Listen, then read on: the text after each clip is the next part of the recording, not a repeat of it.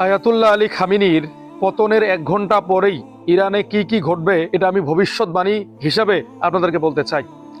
Ayatollah Ali Khamenei যখনই দেশ ছেড়ে চলে যাবে 1 ঘন্টা পরেই সর্বপ্রথম ইসরায়েল এবং আমেরিকা এবং ব্রিটেন ফ্রান্স একসঙ্গে ইরানের পারমাণবিক স্থাপনাগুলোকে পুরোপুরি মাটির সঙ্গে মিশিয়ে দিবে।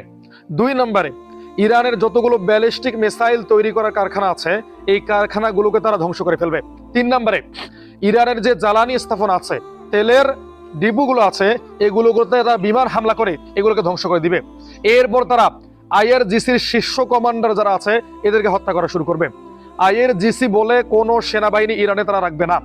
4 নম্বরে, সামরিক যে স্থাপনাগুলো আছে এগুলোকে তারা ধ্বংস করে ফেলবে।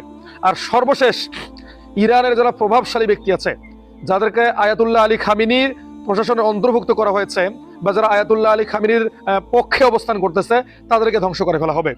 সর্বশেষ, ইরানে এক নতুন সরকার ব্যবস্থা গঠন করা হবে।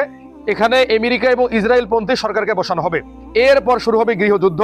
এরপর সিরিয়ার মতো, ইয়েমেনের মতো সারা জীবন ইরানিরা দুঃখ কষ্টে জীবন পার করবে। এটাই হচ্ছে ইরানের ভবিষ্যৎবাণী। যদি আয়াতুল্লাহ আলী খামিনি চলে যায়, ইরানে এই ঘটনাগুলো ঘটবেই ইনশাল্লাহ, আমি বিশ্বাসের সঙ্গে বলতে পারি।